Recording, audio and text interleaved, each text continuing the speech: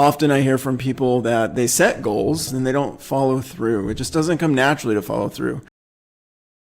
Today, what I want you to consider and what I want to talk to you about is the size of your goals. Sometimes we set goals for ourselves that are really big. We say something like, I'm going to lose 150 pounds. And then that freaks out our mind. We say 150 pounds? What? No way. Now, in a quiet, calm moment, it sounds like a great thing to achieve. But when it comes down to actually doing the work, our minds kind of freak out and we end up with a short circuit and we can't get anything done. So the book that I want to introduce you to today is called One Small Step Can Change Your Life: The Kaizen Way by Robert Maurer, Ph.D. This book talks about how do you take a large goal and turn it into something really small.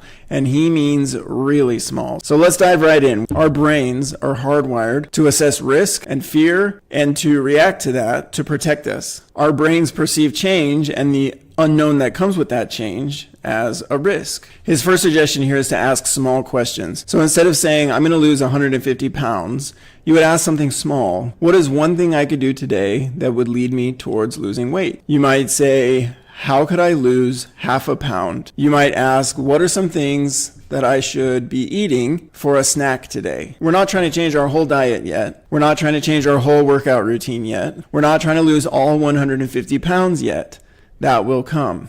But it won't come if we don't get started somewhere, so you got to take your first step. By asking the small questions, you open your mind up to the possibility that you can do the small things, and you don't have to get caught up on how am I going to do the big thing, which can be totally overwhelming. Now that you've asked yourself some small questions, another technique that he recommends is thinking small thoughts. For this technique, you're going to essentially imagine yourself having accomplished the thing that you've set out to do. So maybe I don't need to change what I eat today, but I could think about the next time I go to the grocery store, and I could imagine myself walking through the produce aisle and picking out something that I enjoy. That would be a small thought that I could think that would help me progress towards my goal. I can prepare my mind without having to be in the actual dangerous situation of standing in the produce aisle and picking out new food that maybe I haven't eaten in a while.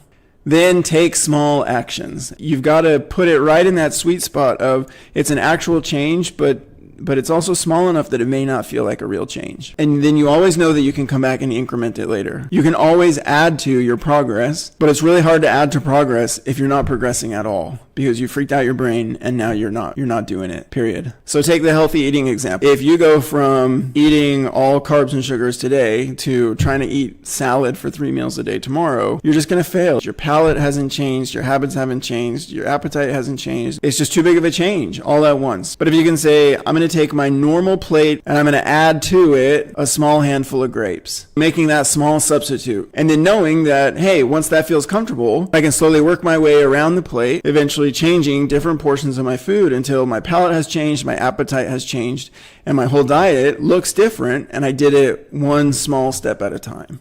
All right, the next suggestion then is to solve small problems. As we start to make change, we're going to find that there's actually going to be some obstacles that we have just because we haven't set up our life system around the thing that we're working towards. Eating healthier means fresher food, and fresher food means more frequent trips to the grocery store. Buying less more often so that I get fresher foods at home without spoilage. As I approach this goal, I'm going to face problems along the way.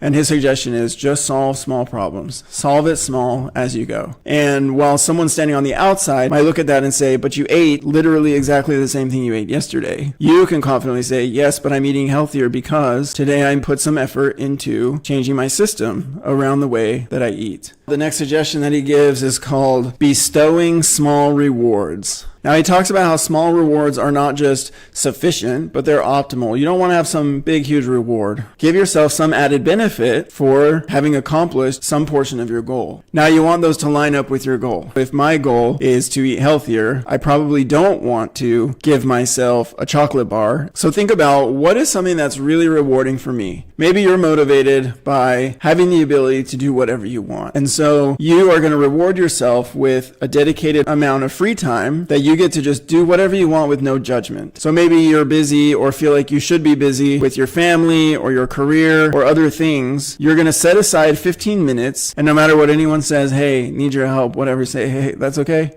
I got 15 minutes to myself, and then I'll come help you. It helps calm your brain a little bit to say, hey, look, We're going into this new territory, but it's okay. This new territory, it's a rewarding place to be. All right, we're getting close to the end here. So the final suggestion is identify small moments. And in here, he gives several examples of times when people have noticed something that stood out from other things, and not in a big way. So a small moment for our health example here, let's say that my wife and I go to dinner, and I notice that she typically eats healthier than I do. Well, one small moment could simply be to say, what have you had here before, and what did you like? And as she presents those options, I could look at them and seriously consider, am I willing to give any of these a try? Now, I may not typically eat that, but I could ask myself, am I willing to try that today? And I can even tell myself, look, if I leave unsatisfied of a simple snack when I get home, so that I don't have to go to bed hungry, this isn't a sacrifice, this is an experiment. The final invitation is just do it for life. Build your life around these small principles, and you'll start to see change in big ways, and it will compound so very quickly. You will find yourself very quickly becoming accustomed to change, that it becomes much less stressful to engage in change.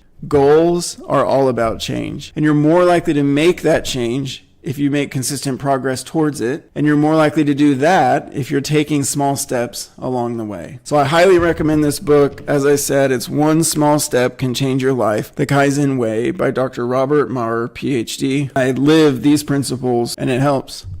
It works. And maybe it can help you too. So that's it. That's what I got for you today. Please subscribe, like, and comment, and I hope you'll join me for the next one. Until then, good luck out there.